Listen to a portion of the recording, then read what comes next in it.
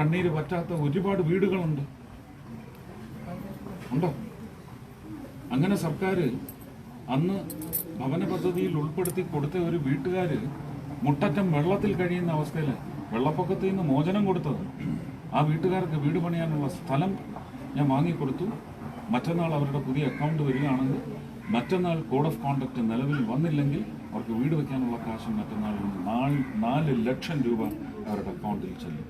Code of conduct നിലവിൽ വന്നാൽ പിന്നെ എനിക്കത് മാറ്റിവെക്കേണ്ടി വരും. ഇത് കഴിഞ്ഞ 10 ദിവസമായിട്ട് അവരുടെ അക്കൗണ്ട് തുറന്ന് നമ്പർ തരാൻ പറഞ്ഞുകൊണ്ടിരിക്കുന്ന കാര്യമാണ്. അപ്പോൾ ചോദിക്കും എല്ലാവർക്കും പറ്റുമെന്ന്. പറ്റില്ല. എൻ്റെ ത്രാണിയല്ലത്, എൻ്റെ ത്രാണിക്കൊത്തതാണ് ഞാൻ ചെയ്തുകൊണ്ടിരിക്കുന്നത്. വരുന്ന എല്ലാവരെയും എനിക്ക് സഹായിക്കാൻ പറ്റുമോ?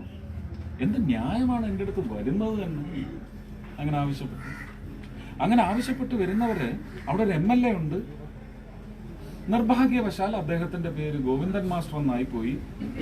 അതുകൊണ്ട് എനിക്ക് ഒഴിവാക്കാൻ പറ്റും. ആ ഗോവിന്ദൻ മാസ്റ്റർ പോയി കാണൂ എന്ന് പറഞ്ഞാൽ അപമാനമാണ് എന്ന് ഒരു മാക്രി പത്ര സ്ഥാപനം തന്നെ പറഞ്ഞാൽ എന്തൊരു ഗതികേടാണ്. ഗോവിന്ദൻ മാസ്റ്ററുടെ പേര് പറയുന്നത് അപമാനമാണ്. അപ്പൊ ചർച്ച ആ വഴിക്ക് അവർക്ക് തിരിച്ചു കൊണ്ടുപോകണം. ഇവിടെ നടന്ന അപകടങ്ങളും അപകൃത്യങ്ങളും ഒന്നും ചർച്ചയ്ക്ക് വരരുത്. അതുകൊണ്ട് മാത്രമാണ് ഞാൻ ഇന്നലെ മാസപ്പടി എന്നൊരു വാക്ക്, എനിക്കങ്ങനെ ആരെയും ടാർഗറ്റ് ചെയ്യുന്നത് എനിക്കിഷ്ടമല്ല.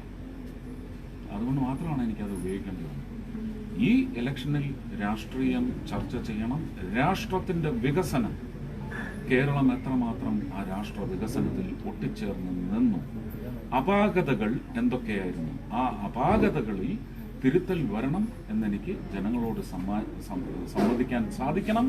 അതിനുള്ള ഒരു പ്ലാറ്റ്ഫോമോ അന്തരീക്ഷമോ നശിപ്പിക്കണം എന്ന് മാത്രമാണ് ഇവരുടെയൊക്കെ ഉദ്ദേശം. അതിന് മറുപടി ഞാൻ കൊടുത്തിട്ടുണ്ട്. പക്ഷെ ഇതുമായിട്ട് ഞാൻ മുമ്പോട്ട് പോകത്തില്ല. എനിക്ക് അവരെ പറഞ്ഞ് മനസ്സിലാക്കണം. എൻ്റെ ഇപ്പോഴത്തെ പ്രസംഗം നിങ്ങൾക്ക് കേൾക്കാൻ സാധിക്കില്ല. അത് പ്രചരണത്തിനുള്ളതല്ല. അത് ഞാൻ ഒരു സമൂഹത്തോട് സംസാരിച്ചു കേട്ടോളൂ. അതിൽ നിന്ന് മനസ്സിലാക്കും.